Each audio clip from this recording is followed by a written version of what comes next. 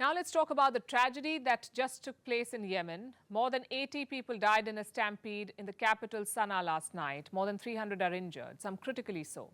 This happened during a charity event. People had gathered to receive a cash handout. They were being given 5,000 Yemeni riyals. That's just about $9. But hundreds in the Gulf's poorest nation went to claim the sum. The distributors could not control the crowd, and chaos erupted. The visuals from our next report may be disturbing. It should have been a day of joy in Yemen's capital, Sana'a. People were supposed to receive a sum of money as charity. It was a kind act just days before Eid al-Fitr. But tragedy struck the war-torn nation again. A stampede broke out after hundreds gathered to collect the donation. More than 80 people died, more than 300 are injured. Some are in a critical condition. The toll may rise further. All this because of poor management at a charity drive. Late last night, some merchants were distributing about 5,000 Yemeni riyals to the needy. That's worth about $9. It may not sound like much, but it would have helped some of Yemen's poor and needy. Remember, this is a country that has been devastated by war.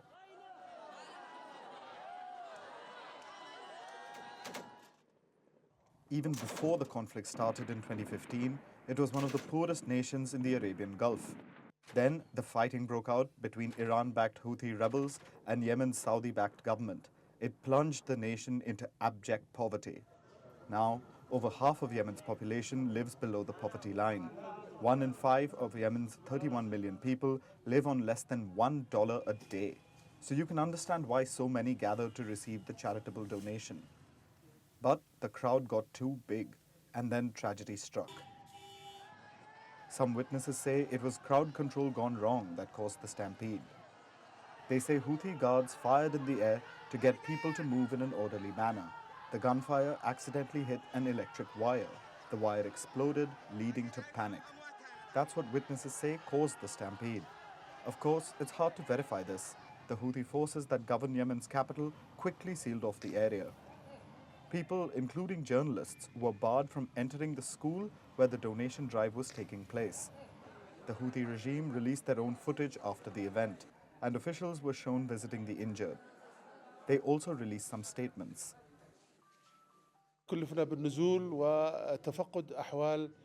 We are firstly checking on the injured and those who died. The Interior and Health Minister, members of the Public Prosecution, the head of the Supreme Judicial Council, and all other relevant officials have proceeded with their legal duties to examine this unfortunate event and to find a serious solution for this to never happen again. We are experiencing a great tragedy. A large number of our citizens have died during this stampede. كان موجود وعلى يساري رئيس مجلس القضاء الأعلى. وقد قمنا بعدة إجراءات.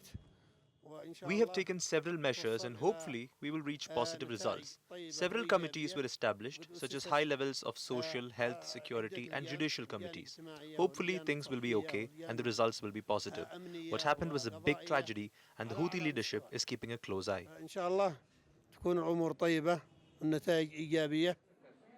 The Houthi government is conducting an investigation. 2 of the charity drive's organizers have been detained. The Houthis say they will pay about $2,000 in compensation to each family that lost a relative. Just $2,000. That's how much a life is valued in Yemen now. While the stampede isn't related to the Yemen war, the war brought this situation about. It forced millions into poverty, left them at the mercy of heavily armed groups. It made their home a battlefield for an Iran-Saudi proxy war.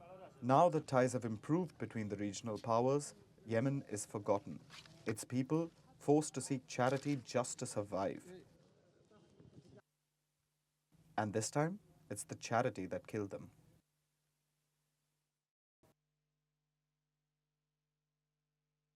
Our next story takes me back to a poem. It's by the Soviet poet Boris Slutsky. And this is what it says. It's not even humiliating. In fact, it's rather fun watching our rhymes deflate like foam as greatness retreats solemnly into logarithms. Do you know when this was written? In 1959, he was talking about the defeat of poets at the hands of engineers. And today it seems unintentionally prophetic, because robots are coming for your poems, paintings, and music. In fact, they're already here. The world of art is living with artificial intelligence, or AI. And this week, we heard the future of music. Let's just say it was scary good. We are talking about Heart on My Sleeve, a song made by AI. It cloned the voices of famous artists, Drake and The Weeknd. But here's the catch. There was no real way to tell that it's a fake. And it sounded like a complete hit. So obviously the song exploded. It garnered millions of views on YouTube, Spotify, and other platforms, and now it has been removed. Some are looking at this as a minor nuisance. Others call it harmless mimicry. But for most of us, it points to something more serious. Is AI the harbinger of headaches for the world of music? And also for art in general?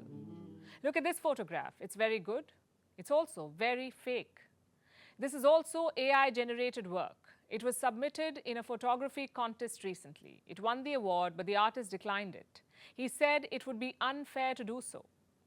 I wanted to see if competitions are prepared for AI images to be handed in, and they are not. It's very important that they are aware that there will be more and more AI-generated images in photo competitions, and it should not be mixed up. But let alone competitions, is the world prepared for AI in art?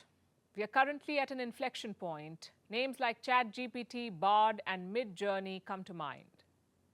And they have come a long way. It's not just about nerdish fascination anymore. Common people like you and me are using these AI tools. They're creeping into our lives and flooding the internet. Remember when Jay-Z rapped Shakespeare?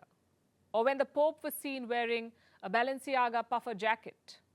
This is creative and it's good humor, but it's also scary because our fear remains the same. Can AI do a better job than the artists it is imitating? It churns out art faster, and its tech is improving. Soon, differences between real and AI-generated art could become indistinguishable. Experts say using AI is a violation of an artist's creativity and personhood. Lazy artists may use AI, and it may even infringe upon livelihoods. So we will say what we've always said. Even if creativity must not be curtailed, AI needs more guardrails in place. And even if policies take their own sweet time, we can relax a little, because art remains somewhat isolated from artificial intelligence. I find human drawings more appealing, precisely because they are messy. When you see drawings by a traditional artist, sometimes the hand is disproportionately big.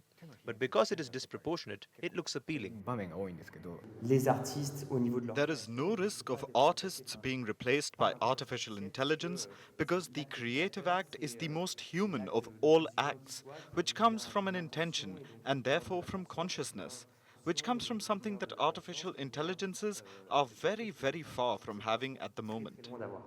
Think about it. The enjoyment of art is reliant on humanity. We don't love music because it is a digitized accumulation of chords and lyrics. We love it because it comes from a human being. It is inspired by their experiences, their ideas. Like when Rihanna's song said, "Nobody texts me in a crisis," we felt that. Or when Taylor Swift sang about her relationships, a lot of people could relate because we connect with the artist. It's true that AI fakes today are merely a sideshow. There is much more to come. But AI will continue to be a sideshow in the real world of art. We say true genius will beat the algorithm every time. So we agree when Slutsky said, it's not even humiliating. In fact, it's rather fun. And now it's time for Vantage shots, images that tell the story. Starting with Ukraine, a mysterious bright flash was seen in the sky over Kyiv. We're not sure what this was about, but it has spread confusion and fears of Russian missile attacks in Ukraine's capital. A search operation is on in the Mediterranean to find Tunisian migrants. They went missing after their boat sank. In Argentina, workers as organizations are protesting against poor living conditions and a deal with the IMF. And a rare hybrid solar eclipse was seen over a town in Australia. Finally, what makes April the 20th significant? Taking you back in history, on this day, the largest oil spill happened. It took place in the Gulf of Mexico. The year was 2010.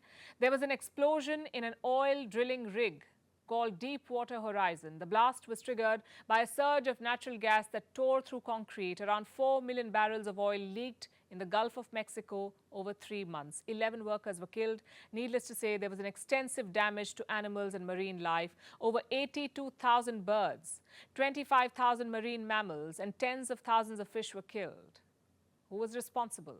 A US judge said 3 companies were responsible. But majorly, oil company BP was blamed for making profit-driven decisions. Leaving you with this. Thanks for watching. We'll see you tomorrow.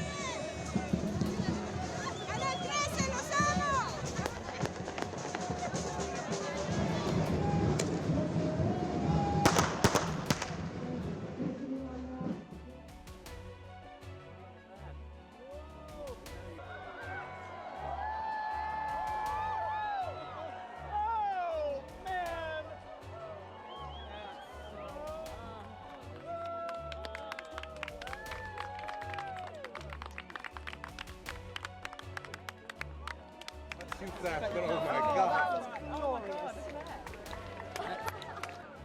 Oh, incredible.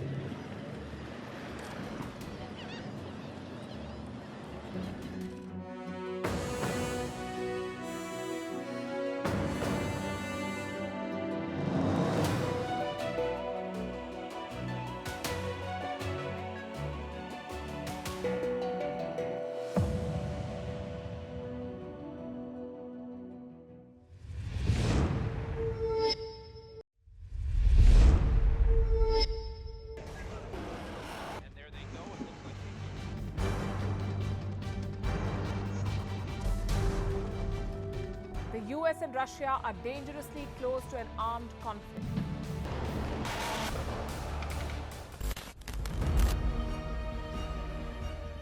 This year, 2023, New Delhi will be the capital of global diplomacy.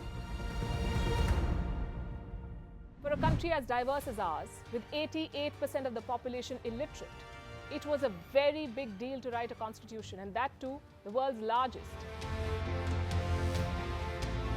Meanwhile, if we may, here's a Republic Day gift from India for the BBC. A list of suggestions for the BBC for their upcoming documentaries. Number 1, the Kohinoor and the colonial loot. Number 2, an outdated monarchy and unhealthy obsession with the royals. Number 3, racism in 2023. We're waiting. So, where are you investing? Oh, China, it's just growing. It's always been the manufacturing hub. Besides, India's struggling post-COVID. Of course. Sir, actually India's management of COVID has been much better. China's situation till date is unclear. After zero COVID lockdowns, China is gradually losing its supremacy as manufacturing leader. The country's share of global exports of footwear, furniture, or clothing accessories has fallen since 2016. Meanwhile, India has bounced back. So by the looks of it, India could become the global manufacturing hub by 2030. Presenting Vantage with me, Palki Sharma, a first of its kind global show with an Indian perspective.